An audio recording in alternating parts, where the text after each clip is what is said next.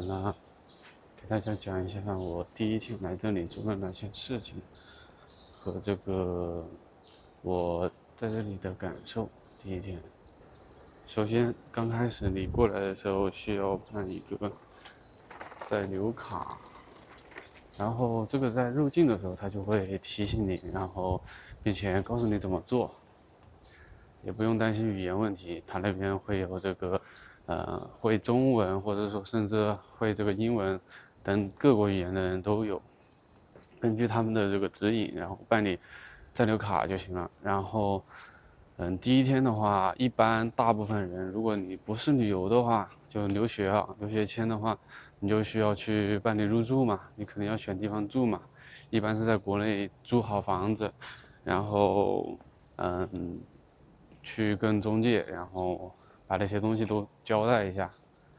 然后我也是下午把这个房子弄了一下，不过大部分第一天就可以入住了，然后并且也没有特别多的那个要准备的工作，他就直接把钥匙给你了，然后你就可以直接住了。当然，你空有一个房子还是不够的。首先，你这个房子里面你肯定要有一些最基本的这个家具，或者是说一些床上用品等等。然后你就需要去看你这个房间里面缺什么，然后比如说我的房间里面家具基本上都齐全，然后只需要这个床上的一些用品，比如说被子、枕头、被套、枕套等等。然后这个东西你就需要去网上搜一下攻略了，然后去买一下。我一开始有点笨啊，一开始没有去搜攻略，然后单纯的靠自己去找，然后偶尔去问一下别人，然后这个方式其实实际上也行，不过就看你的运气了。他不一定每个人都知道哪里有什么卖，他可能有些人也是出来逛逛的。然后我当时第一天就社恐训练，找了3个人，然后有一个人给我指了一下方向，然后他指的那栋大楼里面实际上并没有这些床上用品等等这些售卖，然后后面才知道是在哪个地方买。哎，当时第一天累死了，大家一定不要学我，一定要去某红上面去搜一下攻略，然后那上面都什么都有，基本上都有。给大家看一下我第一天社恐训练，然后买东西，还有问路人的一些场景。不过可惜的是这个麦克风有问题，然后有一些问路人的一些声音它录不进去，然后那个麦炸了，然后就没办法，所以说大家只能看到简单的一点点画面。还有就是，因为我这个刚到日本，我也不太敢这个明目张胆的，就是照人家，然后我觉得这样子也很不礼貌，然后大家就凑合着看一下吧，然后看一下我吃了哪些东西等等，给大家放一些中间的一些片段。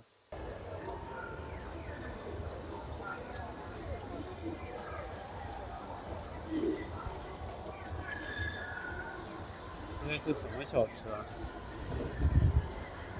那我们就去吃这个吧，进去看一下。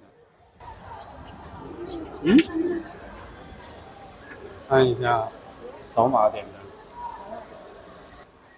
我看了一下，大概还真是500左右。哎，这个可以吗？这个看一下可不可以？我们选一个面条，哦，反正也都不认识，选一个看着还不错的豆腐、腐竹香菜、味噌汤。算了，换一个豆腐吧，豆腐至少自己认识了。哎呀，换一个豆腐，直接选，不管了。QR 这个是扫描是吧？扫描二维码，二维码这咋扫的？试一下微信，到哪里扫呢？有一个小孔，这里，哦，这里看到了，好像是这里。哎，好像扫了，处理中，已经好像执行了拿一个小票，24块。你就随便找一个没人的位置。这个门店还挺大的，给大家看一下，还真是500啊！他们这里讲究大实话，大部分都是500。妈呀 ，Kisledo 是什么东西啊？反正我看到有豆腐，他们知道，我看到有豆腐，耐心等待一会儿。我不知道怎么领啊，要听他那个报号码吗？我现在是属于社恐阶段，我不太敢跟别人交流，因为我日语太差了。我认真听一下，看一下他会不会拨号。刚刚大概看了一下，他确实是拨号的。咱们日语还非常差，咱们赶紧来练习一下。咱们的号码是多少？3545就是12345但是我刚刚没有听出来他是在讲日语吗？还有我发现个很严重的问题，就是我发现这个门店里面全是老人家啊，不会出问题吧？不会第一天第一顿就吃到了一些不好吃的吧？我就听到了我的三多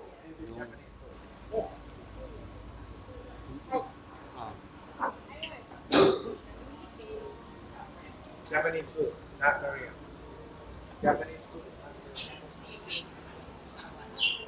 看有一些调料不知道怎么放，先不放了，拿一个小筷子。看一下，果然就是一块豆腐哥，一块豆腐加一些，这个是什么？有点像海苔，看一下，先尝一下有没有味道，没味道赶快去调调料。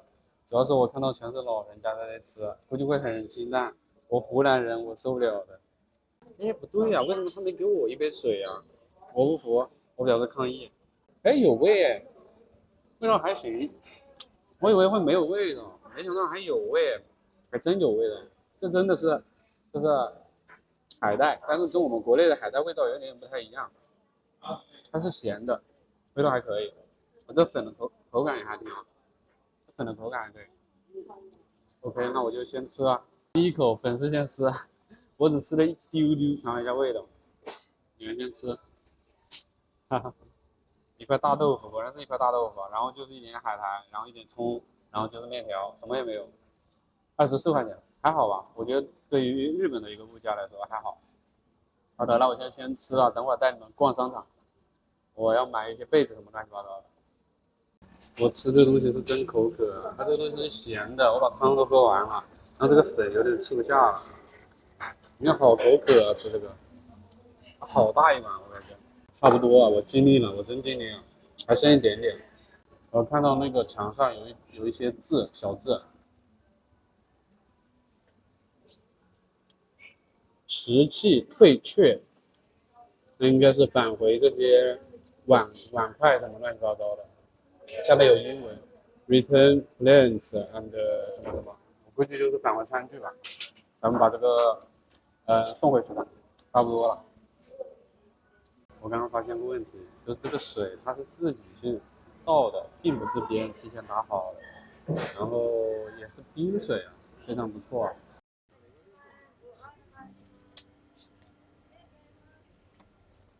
すみません。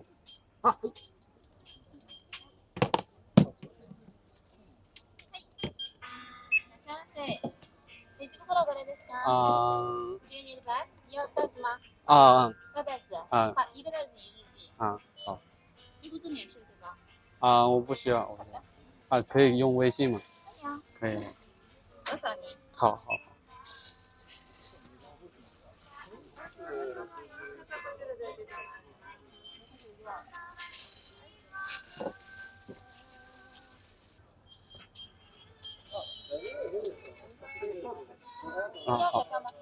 我没关系，不用改。好，谢谢。直接给我整不会了，直接给我说了一句中文，他可能看得出来，中国人就是有中国人的特质，他一眼就能看出来，直接跟我说中文，避免了我的尴尬。我还想说这个 WeChat 哇，微笑多哇，いいですか？我还想说这个可不可以用这个微信？我发现我今天是没有希望找到一家可以买到这个床上用品的一间门店了。实际上我又在这个地方走了好久啊，我在这边找了至少2、3个小时，我感觉有了。然后这个时候没办法，我这个问人，这是我第2次问人了，前面我还问了1次人。实际上我日语很差，我这真的好尴尬。然后他们说是在旁边这一栋楼，我用英文和翻译，然后给他们看的。然后他们说this，然后我就问他们 this building，然后他们说是的，然后我就去这一栋楼里面找了。然后我发现根本就没有，哎呦，给我整崩溃了。我后面又去里面找了差不多有30分钟，然后里面卖各种东西，但实际上里面并没有这个床上的一些生活用品等等。然后我在里面又进行了社恐训练，我今天一天进行了4、5次社恐训练，我真服了自己了。然后这里面找不到，然后后面没办法了，然后已经很晚了，然后手又提着东西，手其实也挺痛的，脚也走累了。然后我没办法，我问了一下房屋的中介，然后哪里有这个被子等等这些卖，然后最后他们告诉我在某一个地方，然后我就去了，然后去那里买到了床上的一些用品啊，终于找到了。买个100左右的枕头差不多了。哇，这里有便宜的。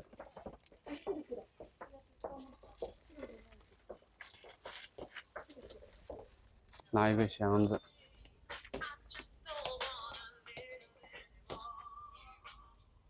拿个篮子吧。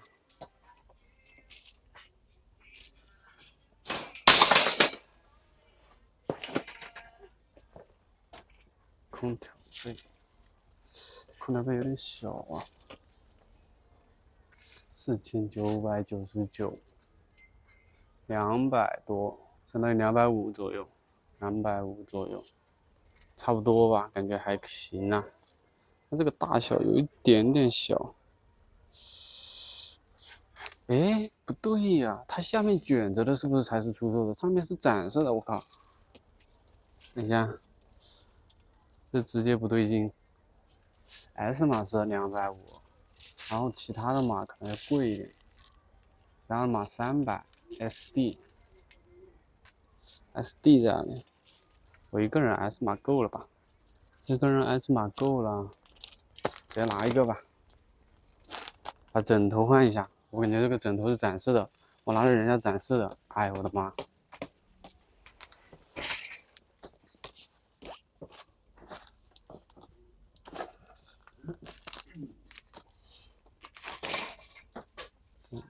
被套在哪里？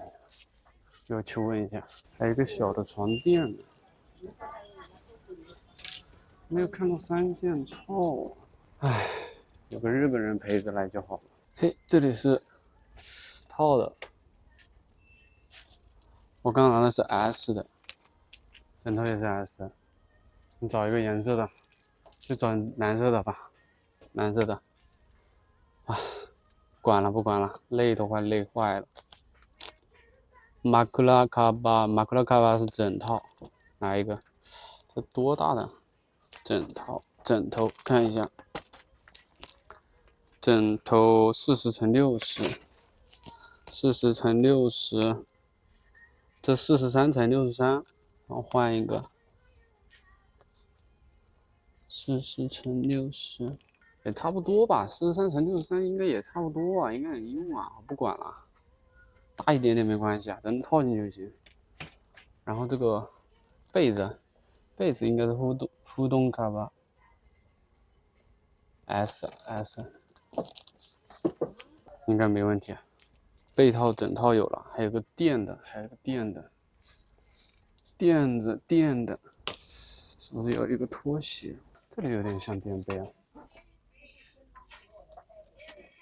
啊，这是垫被，不管了，拿一个小的。多少钱呢？200块钱。哇，垫被这么贵，擦一张拖鞋。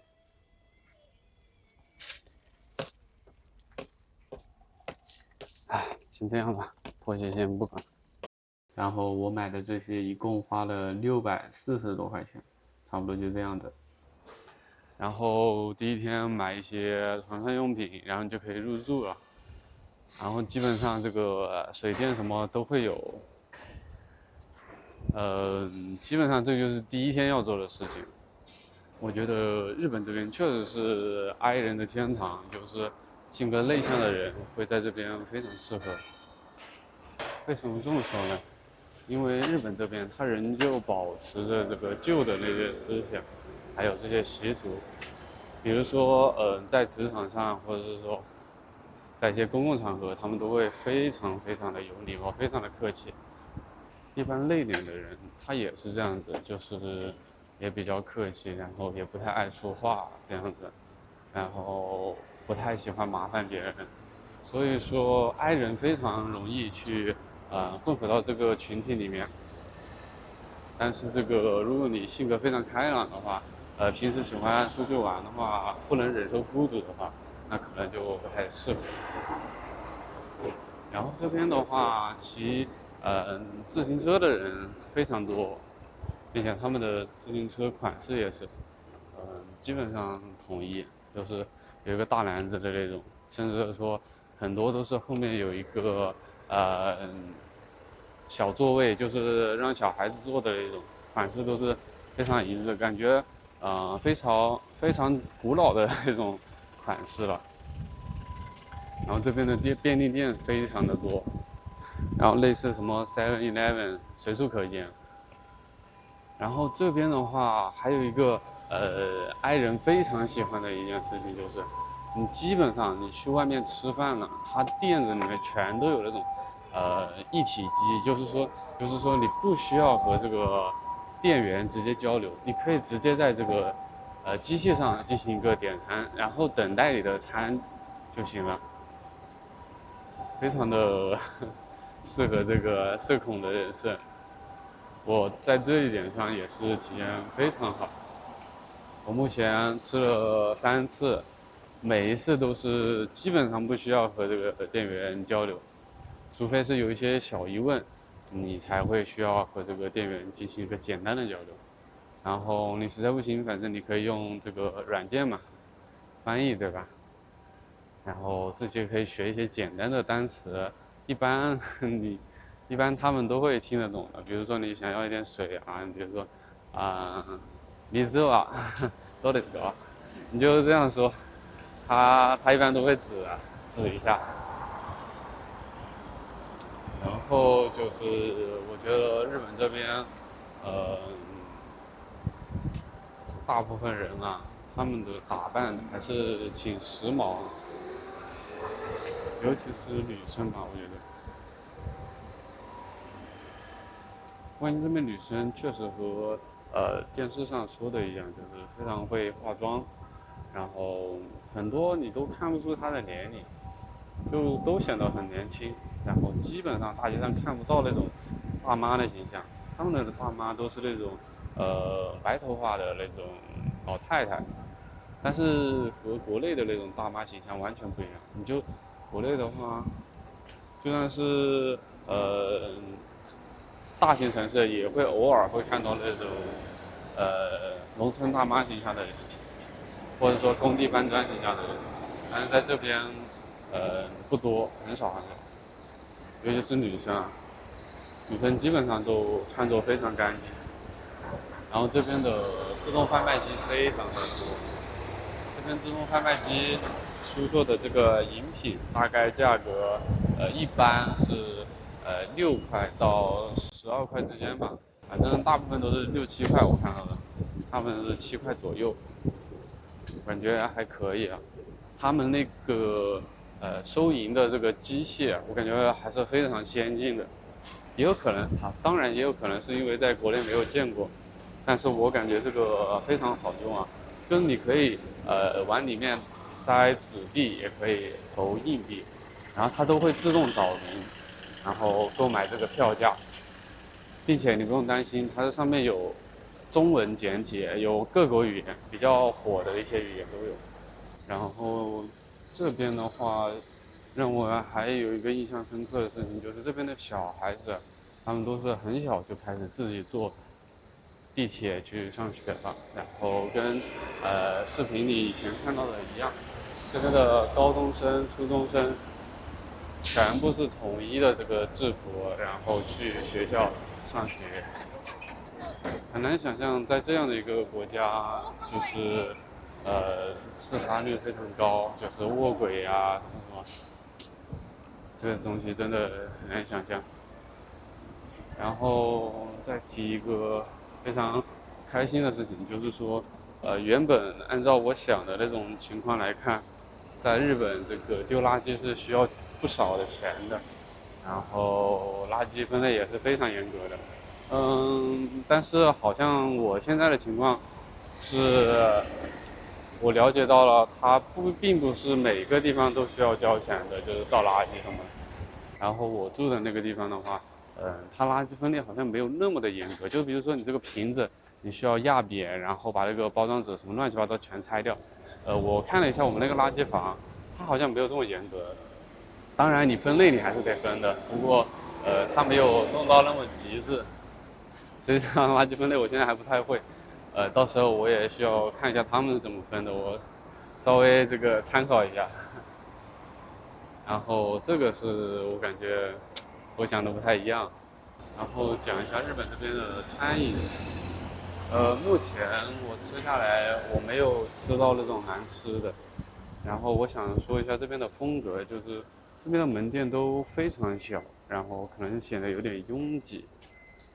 对于社恐人士，一开始也是非常害怕的。我目前还没有去过那种特别小的那种门店吃，有一点点慌，我怕需要和那些店员交流，然后我日语又特别差，特别差，所以说不太敢。然后我一般选择稍微没有特别拥挤的那种门店去吃。然后和我想象中不太一样的是，我原来以为日本这边的食物会非常不合胃口，然后现在来看，实际上它还是比较符合我的胃口的，我完全能吃得惯。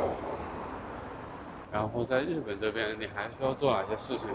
最近这几天，首先你需要去语言学校报到，然后拿到你的学生卡，然后拿到学生卡之后，你就可以去办理这个哦不对，然后拿到学生卡，然后你再去办电话卡，办了电话卡之后，办电话卡之前你还需要去这个你住的那个区的那个什么类似于这个